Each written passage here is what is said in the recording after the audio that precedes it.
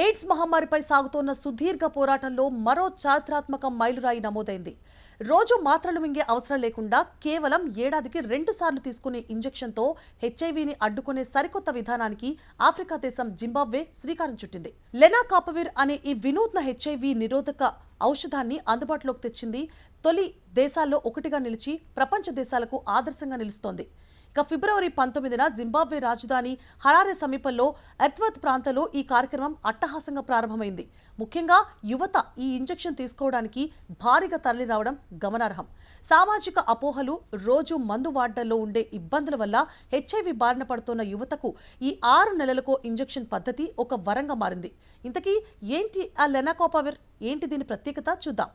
ఇప్పటి వరకు హెచ్ఐవి రాకుండా ఉండాలంటే ఫ్రీ ఎక్స్పోపోజర్ ప్రొలవెక్సిన్ పద్ధతిలో రోజు మాత్రలు వాడాల్సి వచ్చేది.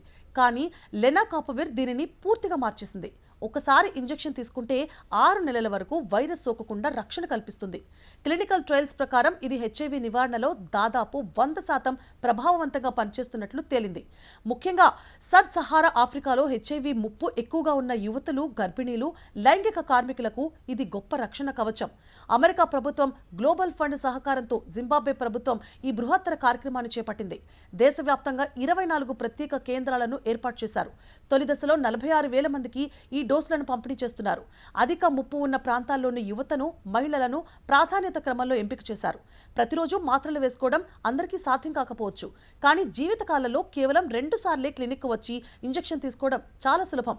ఇది ఎయిడ్స్ రహిత సమాజానికి పునాది అని జింబాబ్వే ఆరోగ్య శాఖ మంత్రి డగ్లస్ మొంబెసేరా తెలిపారు.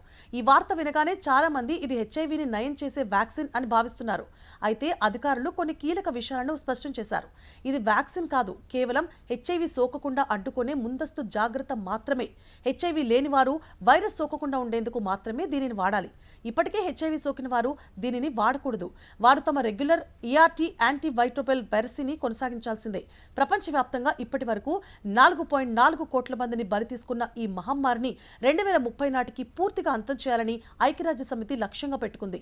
జింబాబ్వే ఇప్పటికే 95 అంటే 95% మందికి స్థితి తెలియడం, 95% మందికి చికిత్స పొందడం, 95% మందితో వైరస్ అదుపులో ఉండడం లక్ష్యానికి చేరువలో ఉంది.